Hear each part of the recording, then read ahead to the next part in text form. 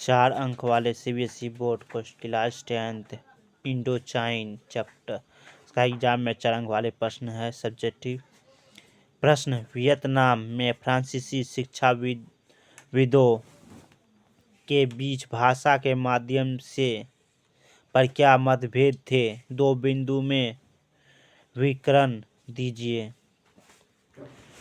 उत्तर, चूंकि वियतनाम में वहाँ के धनी और अभिजातम तबके के लोग चीनी संस्कृति से गहरे तौर पर प्रभावित थे। चीनी भाषा को हटाकर लोगों को कौन सी भाषा पढ़ाई जाए, वियतनामी भाषा या फ्रांसीसी भाषा? इस बात पर वहाँ के शिक्षाविदों में 2 मत थे। पहला मत यह था कि फ्रांसीसी भाषा को शिक्षा का माध्यम बनाया जाए। फ्रांसीसी भाषा सिखाने से वियतनाम के लोग फ्रांस की संस्कृति और सभ्यता में से परिचित हो जाए, ताकि वियतनाम के शिक्षा प्राप्त लोग फ्रांसीसी भावनाओं का सम्मान करने लग जाए और फ्रांसीसियों के लिए लगन के काम करने लग जाए। दूसरा यह था कि छोटी कक्षाओं में वियतनामी भाषा और बड़ी कक्षा में फ्रांसीसी भाषा में शिक्षा दी जाए तो ज़्यादा बेहतर होगा। ये चाहते थे कि यदि थोड़े से ही लोग फ्रांसीसी भाषा सीख ले और फ्रांस की संस्कृति सीख ले तो उन्हें फ्रांस की नागरिकता दी जाएगी। प्रश्न, शिक्षा के क्षेत्र में फ्रांसीसी के मुख्य क्या समस्या थी? उन्होंने इसका समाधान किस प्रकार किया? उत्तर, फ्रांसीसियों के सामने यह समस्या थी कि वियतनामियों को किस हद तक शिक्षा दी जाए, लेकिन गुलामों को पढ़ाने लिखाने से समस्या भी पैदा हो सकती थी। शिक्षा प्राप्त करने के बाद वियतनामी लोग को अपने वैश्विक शासक का सवाल भी उठा सकते थे, तथा वे लोग वियतनामियों को पूरी फ्रांसीसी शिक्षा देने के विरोध कर रहे थे। दूसरा, वियतनाम में वहाँ के धनी और अभिजातम के लोग चीनी संस्कृति में गहरे तौर पर प्रभावित थे। उन्होंने यह सत्ता को सुदृढ़ आधार प्रदान करने के लिए यह प्रभाव को समाप्त करना जरूरी था कि फलस्वरूप उन्होंने परंपरागत शिक्षा व्यवस्था को सुनियोजित तरीके से तहस नहस कर दिया जाए। वियतनामियों के लिए फ्रांसीसी किस्म के स्कूल खोले।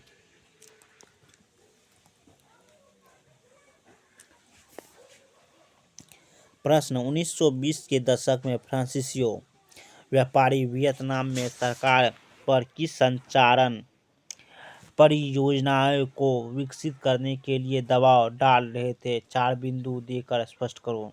उत्तर, पहला, फ्रांसीसी व्यवसायियों अपने कारोबार में ज़्यादा से ज़्यादा मुनाफा कमाना चाहते थे, जिससे वह इस क्षेत्र में विकास चाहते थे। दूसरा, व्यापारिक वस्तुओं के आवागमन के लिए उन्होंने एक विशाल रेल नेटवर्क बनाया। तीसरा, फौजी टुकड़ियों में आवाजाही के लिए। चौथा, वियतनामी के पूरे क्षेत्र में नियंत्रण करने के लिए। प्रश्न, 1931 तक वियतनाम किस प्रकार विश्व के चावल का तीसरा बड़ा निर्यात देश बन गया? स्पष्ट करें। उत्तर, 1931 में वियतनाम विश्व के चावल का तीसरा बड़ा निर्यात देश बन गए, क्योंकि पहला, फ्रांसीसियों ने वियतनाम में के मेकोंग डेल्टा के इलाके में खेती बढ़ाने के लिए सबसे पहले वहां नहरें बनाई और जल निकासी का प्रबंध शुरू किया और सिंचाई की विशाल व्यवस्था बनाई गई। दूसरा, बहुत सारी नहरें और भूमिगत जल धाराएं बनाई गई। ज़्यादातर लोगों को ज़बरदस्ती काम कर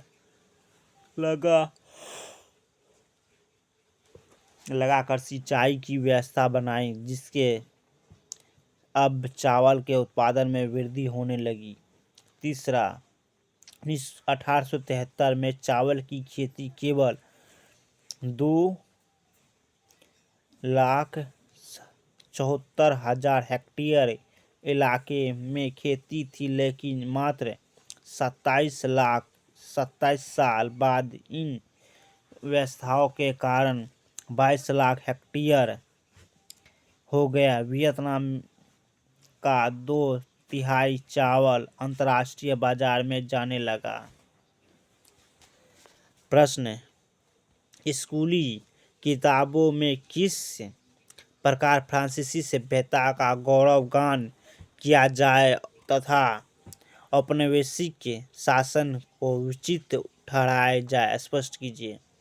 उत्तर, स्कूली किताबों में फ्रांसीसियों का गुणगान किया जाता था और औपनिवेशिक शासक को सही ठहराया जाता था। वियतनामियों को आधिक्य और पिछड़ाव दर्शाया जाता था कि शारीरिक श्रम को कर सकते थे, लेकिन बौद्धिक कामों के लायक नहीं है।